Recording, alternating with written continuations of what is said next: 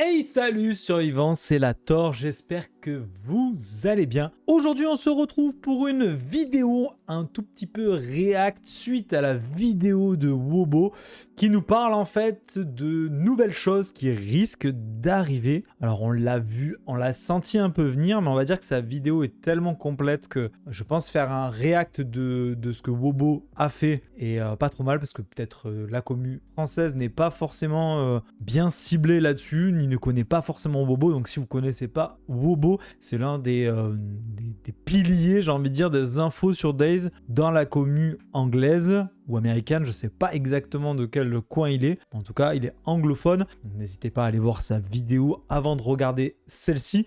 Celle-ci va vous résumer un petit peu sa pensée. On va discuter un petit peu de est-ce que ça va être réalisable? Est-ce que effectivement les quelques coïncidences qu'il met en avant sont bien entendu bonnes, cohérentes, ce que j'en pense, mon avis, votre avis aussi en commentaire. Enfin bref, on est là pour en parler.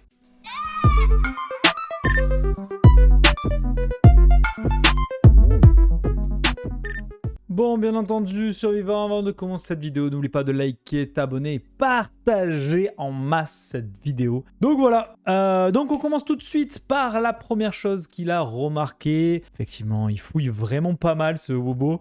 Il a remarqué qu'il y a eu exactement le même processus qu'il y a eu pour Sakal. Rappelez-vous, DayZ Frostline, donc le DLC DayZ Frostline a été une marque déposée aussi sur le site. Vous pouvez assez facilement le retrouver. Donc c'est assez simple de retrouver ce genre d'informations. Par contre, c'est vrai qu'il faut penser à aller chercher ici. La première fois quand il y avait eu le DLC Frostline, perso, j'avais pas trouvé non plus directement. J'ai dû attendre un petit peu que les infos sortent pour arriver à trouver le site. Bon, maintenant que je l'ai, c'est vrai que c'est assez facile d'aller fact-checker tout ça. Donc effectivement, on voit bien que Days Badlands a été déposé le 6 juin 2025. Donc un peu la même période que DayZ Frostline. Donc à quelques mois près. Donc là, on a le quand DayZ Frostline a été déposé. Donc le 25-04 Days Frostline a été posé. Là, on est sur le 6-6-2025 qui a été posé. Donc pour le moment, la date de dépôt, c'est ça.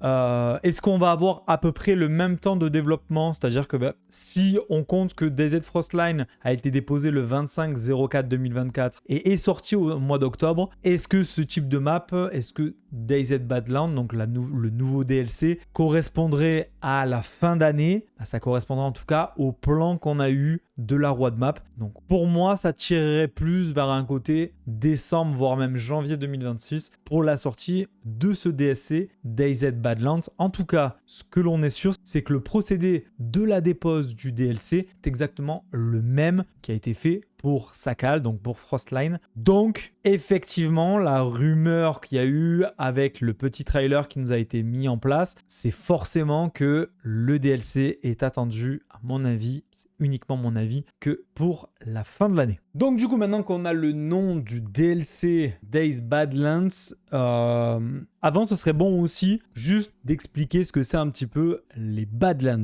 Donc le terme Badlands fait référence à une région caractérisée par des paysages fortement érondés, y compris des buttes, des pinacles et des ravins généralement formés par l'érosion rapide du substratum rocheux mal cimenté. Donc voilà, c'est simplement pour vous dire que comme maintenant on a le nom Badlands, on est bien entendu sûr et certain que ça va être une map où il sera très difficile à survivre rien que par sa terre propre. Donc voilà. Allez, on passe tout de suite à la suite. Seconde chose que Wobo met en avant pour confirmer que le DLC sortira un peu dans les mêmes conditions que ce qu'il y a eu pour DayZ Frostline, le fait que pas mal d'influenceurs américains et anglais sont envoyés une nouvelle fois du côté de Prague. Pareil, assez facile à regarder. Donc voilà, le 18 juin, vous allez directement sur Twitter, vous allez sur la page officielle Days où vous marquez juste le tag Days et vous retrouvez les principaux, on va dire, alors principaux, j'aime pas trop dire ça parce qu'il y a bien entendu, comme d'habitude, aucun français dans le lot, mais on voit bien entendu la très célèbre Oli, hop, qui est ici avec les cheveux violets, donc on la reconnaît bien. Après, il y a d'autres influenceurs que je ne connais pas, mais en tout cas, même principe que sur Days Frostline, des influenceurs serveurs américains et anglais et d'autres communautés bien sûr, pas françaises bien sûr, mais d'autres communautés bien sûr, sont invités à Prague pour faire quoi? Pour passer un bon moment tous ensemble, oui, et aussi à mon avis pour présenter un petit peu comme ce qu'ils avaient fait pour DayZ Frostline, DayZ Badlands. À mon avis, on est sur ça. Ils vont certainement revenir avec un petit moment où ils vont pas pouvoir en parler, comme Frostline. Le schéma se répète en fait, c'est juste ça. La marque est déposée, donc elle est déposée début juin. Mi-juin, on envoie les influenceurs récupérer les images. Et début juillet, pour moi, on va commencer la phase un petit peu comme on avait fait ensemble. Je ne sais pas si vous vous rappelez tous, quand on avait regardé petit à petit le développement mois après mois de Frostline et les petites annonces qu'ils nous donnaient, les petits moments où on savait un petit peu plus sur le gameplay et tout ça. Donc voilà, il y a un léger développement là-dessus. Moi, je pars un petit peu sur la fin d'année aussi, pareil, ça coïncide un peu. Alors peut-être qu'en octobre-novembre, on aura un petit peu comme ce qu'on a eu début octobre pour la phase de test demandée pour les streamers. Donc on verra bien. En tout cas, Bobo, il a pensé à ça direct. Il a dit...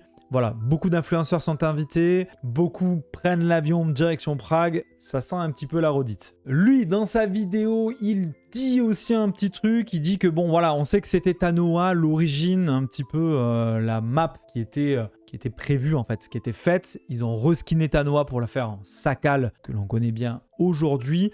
Il part du principe qu'il y aura à peu près la même chose pour la nouvelle map donc de DayZ Badlands.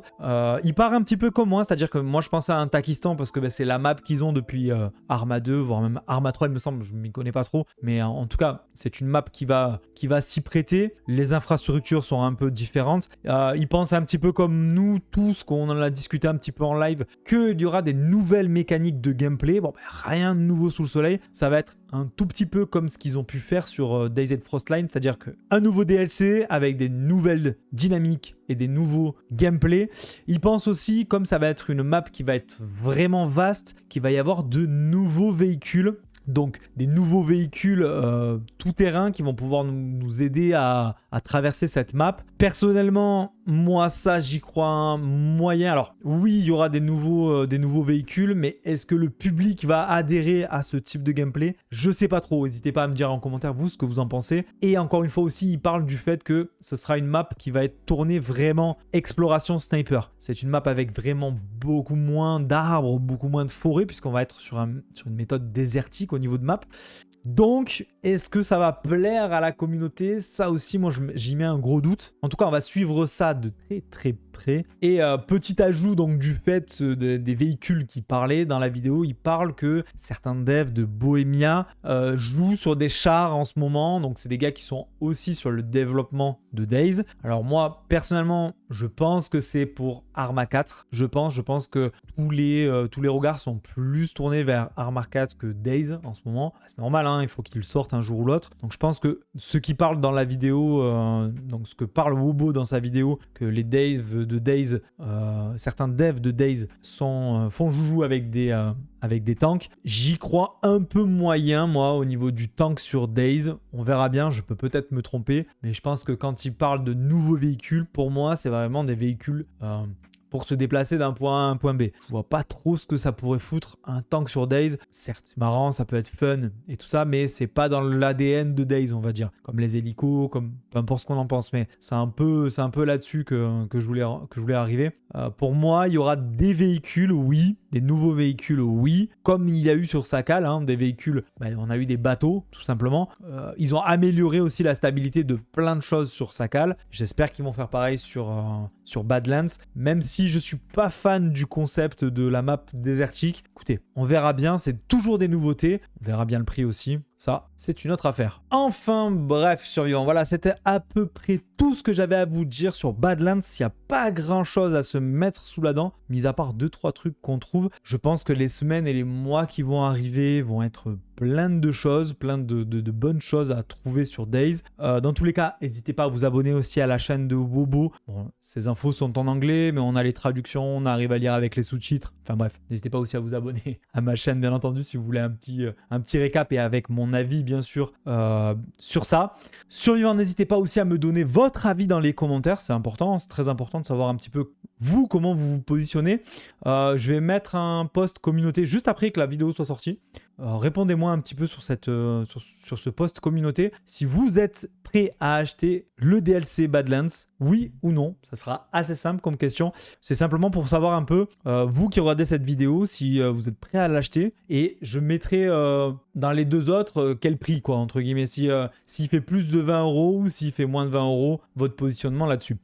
C'est toujours intéressant car on n'oublie pas que DayZ Frostline était extrêmement cher lors de sa sortie. S'ils refont la même chose, je ne sais pas si le public sera au rendez-vous, sauf s'il y a gros changements au niveau des mécaniques de gameplay, s'ils proposent vraiment quelque chose de différent. Enfin bref, on s'emballe pas trop. Survivants, je vous souhaite à tous de passer une très bonne fin de semaine ou une très bonne journée, ça dépend quand est-ce que vous regardez cette vidéo. Survivants, je vous laisse, à plus!